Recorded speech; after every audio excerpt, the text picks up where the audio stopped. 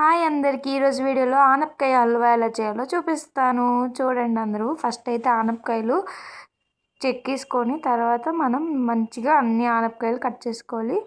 ఇక్కడైతే నేను 2 ఆనపకాయలు కట్ చేస్తాను అనమాట. చూడండి మధ్యలో అలా పిక్కలు ఉన్నాయి కదా, అవన్నీ తీసేసుకోవాలి. మంచిగా కోసుకొని ఆ పిక్కలన్నీ తీసేసుకోండి శుభ్రంగా. ఆ పిక్కలు ఉంటే హల్వా బాగోదు, ఆనపకాయ హల్వా. పిక్కలన్నీ తీసేసుకొని ఉత్త బయట లేయర్ ఉంటుంది కదా, దాంతోనే హల్వా చేస్తున్నాం మనం ఇప్పుడైతే. చాలా అంటే చాలా బాగుంటుంది. మేము ఎప్పుడు చేస్తున్నాను ఈ స్మెల్కి అందరూ అడుగుతారు ఆనపకాయ హల్వా చేశారా అనేసి. ఎందుకంటే మేము చేసినప్పుడు ఒకసారి ఇస్తే చాలా బాగుందని మళ్ళీ వాళ్ళు రెసిపీ ఎలాగో అడిగి మళ్ళీ వాళ్ళు చేశారు, మళ్ళీ మాకు కూడా చేయమని చెప్పారు, చేసి ఇచ్చాం. చాలా బాగుంది. ఆనపకాయని కోసుకున్న తర్వాత ఇలాగ కోరేసుకోవాలి శుభ్రంగా. మొత్తం ఎన్ని ఉన్నాయి అన్నీ కోరుకొని మొత్తం ఇలా చిన్న చిన్నగా కోరుకోవాలి, మొత్తం పెద్దగా కోరుకోకూడదు. శుభ్రంగా మధ్య మధ్యలో చిన్న చిన్న పీసులు గట్రా వస్తే అవన్నీ తీసేయండి. ఇది చాలా టైం ప్రాసెస్ కానీ చాలా బాగుంటుంది చేసుకుంటే. ఇంత ఉందా ఇప్పుడు, అలా వేగించాలి. ఎక్కువసేపు వేగించినప్పుడు కల్లా తక్కువ అయిపోద్ది.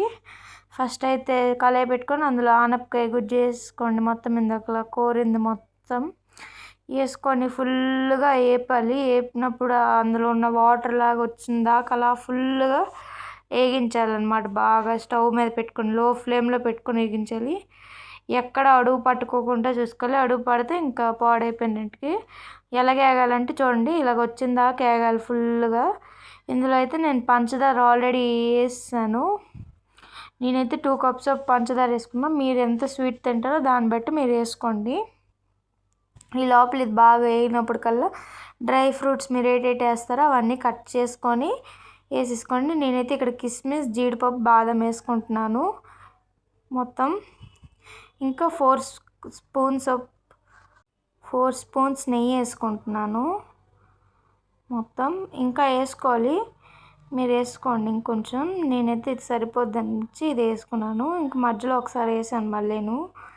ఆల్రెడీ 4 టైమ్స్ వేసింది వీడియో ఉందని మరి తెలియదు. ఇంకోటి ఇది మొత్తం బాగా ఇది వచ్చినప్పుడు కల్లా ఇందాక కట్ చేసి పెట్టుకొని డ్రై ఫ్రూట్స్ అన్నీ వేసుకోండి. వేసుకొని ఇప్పుడు బాగా కలపండి. నేనైతే ఎక్కువ డ్రై ఫ్రూట్స్ వేసుకున్నాను ఎందుకంటే తింటుంటే బాగుంటుంది అనేసి. ఇందులో కొంచెం ఫుడ్ కలర్ వేసుకొని బాగా కలుపుకోండి. రెడ్ కలర్ వేసుకున్నాం మేము, ఫుడ్ కలర్. చాలా బాగుంటుంది ఈ హల్వా అనమాట. బాగా కలుపుకోండి కిందనంతా కలర్ మొత్తం అంతా అయిందాక.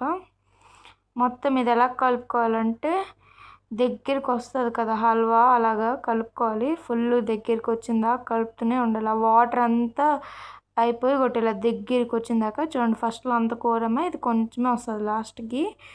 చాలా టేస్టీగా ఉంటుంది, చాలా బాగుంటుంది అన్నమాట హల్వా. నాకు తింటుంటే ఇంకా తినాలనిపిస్తుంది. చాలా బాగుంటుంది. చల్లారిపోయాక తినండి, బాగుంటుంది. ఇందులో అయితే నెయ్యి రాసుకుందాం. ఈ డబ్బాలో నెయ్యి శుభ్రంగా రాసుకొని ఫుల్ రాసుకోండి. డబ్బా మొత్తం నెయ్యి రాసుకుంటే ఇందులో వేసుకోవచ్చు మనం. ఇందాక చేసి పెట్టుకున్న వేడి వేడి హల్వా వేసుకోండి. అప్పుడు ఆ నెయ్యి అంతా దీనికి చక్కగా ఇది అవుద్ది. దీని తర్వాత మనం చల్లారిపోయిన తర్వాత తింటే తీసి చాలా బాగుంటుంది అన్నమాట. నా వీడియోలు అన్నీ చూస్తున్నారు కానీ లైక్ చేయట్లేదు, ప్లీజ్ లైక్ చేయండి. చూడండి హల్వా ఫైనల్గా ఇలాగ వచ్చిందనమాట. Thank you for watching my video.